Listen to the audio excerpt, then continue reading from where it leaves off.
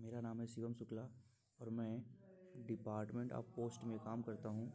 तो आज मैं आप सभी साथियों को, जो भी नए साथी फ्रेशर कैंडिडेट हैं जो आना चाहते हैं इस विभाग में, मैं उन सबको बताऊंगा कि जीडीएस के जो बीपीएम होते हैं या जो एबीपीएम होते हैं या जो डाक सेवक होते हैं, उन सब के बारे में हम आपको यहाँ पे डिटेल से विस्तार से बताएंगे।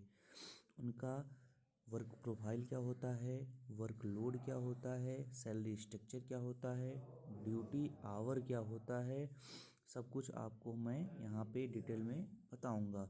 और उनकी पर्सनल लाइफ क्या होती है। ठीक है, तो जो भी नए साथी लोग विभाग में आना चाहते हैं, एज ए जीडीएस आना चाहते हैं, उन सब को मैं आज डिटेल में विस्तार से बताऊंगा। तो चलिए शुरू करते हैं अपनी वीडियो को। तो सभी साथी जानेंगे कि जीडीएस का जो बीपीएम होता है, बीपीएम को बोले तो ब्रांच पोस्ट मास्टर बोला जाता है। ब्रांच पोस्ट मास्टर बोला जाता है। ब्रांच पोस्ट मास्टर का काम ये होता है कि जितने भी एक उनको डिवाइस दी जाती है, उस डिवाइस के थ्रू उनको खाते खोलने होते हैं, बीमा करना होता है पब्लिक का, और पूरे तरीके से एक प्रकार से मान सकते हैं कि ऑफिशियल वर्क होता है। कैसा वर्क होता है इनका? ऑफिशियल वर्क होता है। ठीक है। और इसके बाद हमारा जो एबीपीएम होता है, किसकी बात करते हैं हम? एबीपीएम। एबीपीएम इसको बोलते हैं assistant assistant branch post master. ठीक, ये असिस्टेंट होता है, यानी कि ये बीपीएम का असिस्टेंट होता है। यानी कि जो भी काम बीपीएम करता है, अगर वो कहीं चला जाता है तो उसकी जगह पे जो चार्ज लेने का काम होता है वो हमारा एबीपीएम लेता है। ठीक है, एक तरीके से कह सकते हैं कि बीपीएम का जो छोटा भाई होता है वो हमारा एबीपीएम होता है। समझ रहे हैं मेरी बात को? फिर अब दोनों के बारे में ये जान लिए। और एबीपीएम का जो काम होता है, वर्क होता है, वो स्पेशली जो काम होता है पोस्ट ऑफिस में, वो जो डाक आती है, डाक की डिलीवरी करने में आता है। ठीक है, जैसे किसी का पैन कार्ड, आधार कार्ड, पासपोर्ट, नोटिस, कुछ भी जो आता है वो सब डिलीवर करने का काम जो होता है वो हमारे एबीपीएम का होता है। ठीक है, अब चलते हैं हमारा डाक सेवक। कहाँ चलते हैं? डाक सेवक।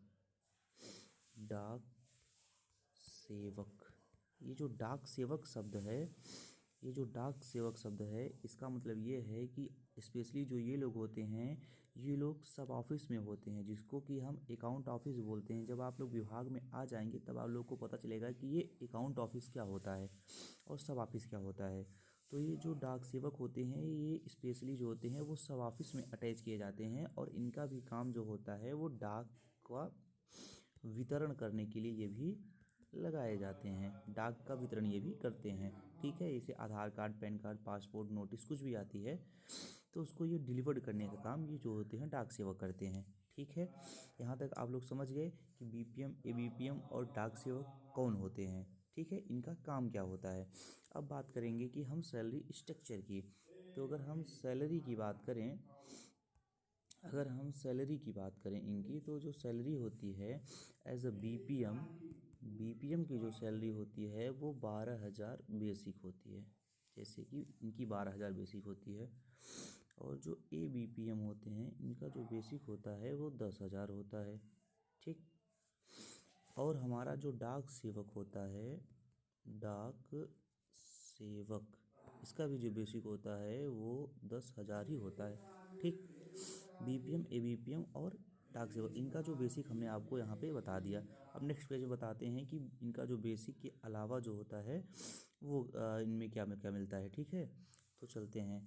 बीपीएम को बेसिक के अलावा 58% महंगाई मिलता है। ठीक, प्लस एड ऑन होके 58% जो वर्तमान में चल रहा है, plus office maintenance. Office office maintenance कहीं पे 250 रुपये मिलता है तो कहीं पे 500 रुपये मिलता है। ठीक है, ये इनको मिलता है।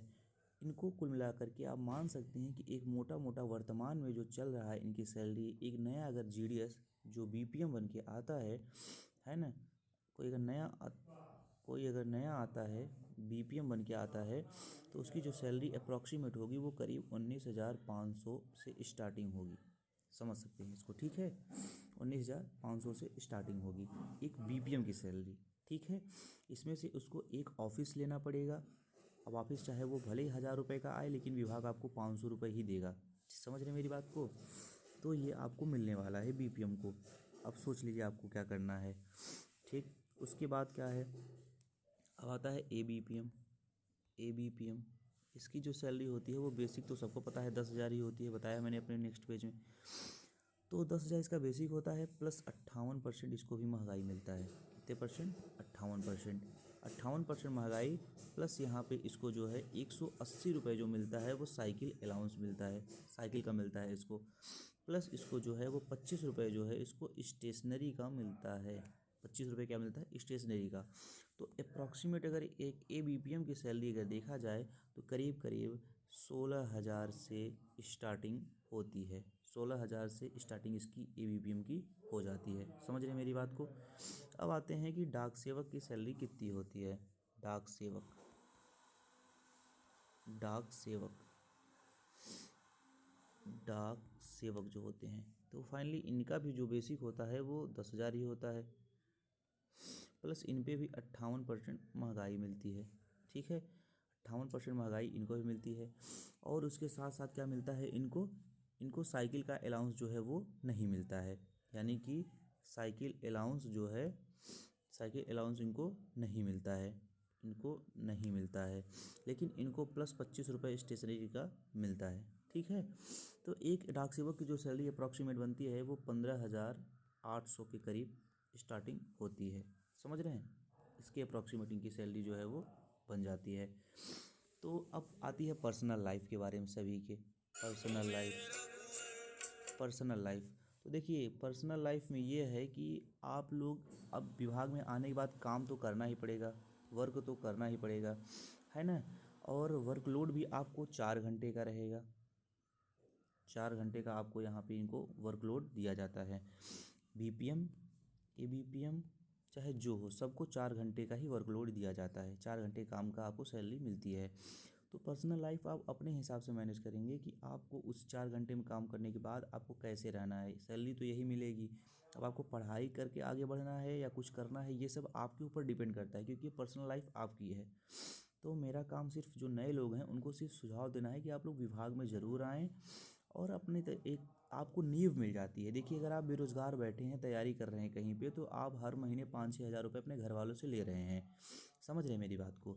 और अगर आप यहाँ आ जाते हैं तो आपको एक 15 से 20 हज़ार रुपये की सैलरी जो 4 घंटे की आपको मिल रही है, हमें नहीं लगता कि कोई प्राइवेट जॉब में आपको मिलेगी। पार्ट टाइम जॉब जो आप करेंगे पढ़ाई के साथ साथ, ठीक है मेरी बात समझ रहे हैं। तो इसलिए जो भी फ्रेशर कैंडिडेट हैं वो बिल्कुल आएँ और आकर के अपना यहाँ पे सैलरी 15 से 20 हज़ार पाएंगे और अपना पढ़ाई लिखाई भी कर पाएंगे, आगे की तैयारी भी कर पाएंगे, है ना।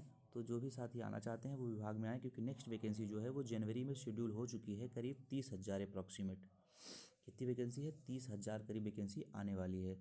तो आप लोग बिल्कुल आएँ और आकर के विभाग में काम करें। और इसमें प्रमोशन के भी चांसेस हैं, तो उसके लिए मैं आपको नेक्स्ट वीडियो में बताऊंगा कि इसके प्रमोशन कैसे कैसे होते हैं।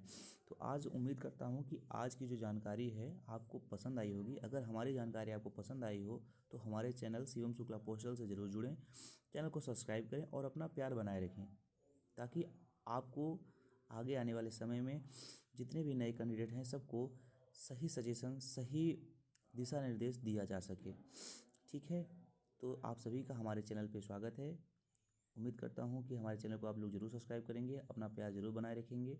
धन्यवाद सभी साथियों का।